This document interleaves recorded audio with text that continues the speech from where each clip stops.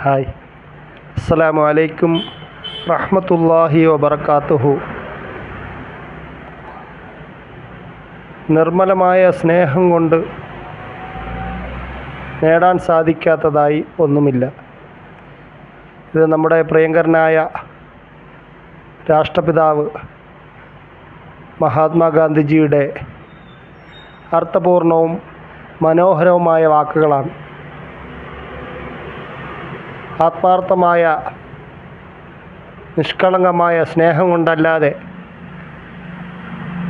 ഹൃദയങ്ങളെ കീഴടക്കാൻ നമുക്കെങ്ങനെയാണ് കഴിയുക? ലോകത്തെ മുഴുവൻ സ്വാധീനിച്ച വ്യക്തികളുടെ ചരിത്രം നമ്മൾ പരിശോധിച്ചാൽ ആയുധങ്ങൾ കൊണ്ടല്ല അവർ മനസ്സുകൾ കീഴടക്കിയത്, മറിച്ച് നന്മയും സ്നേഹവും കൊണ്ടാണ്.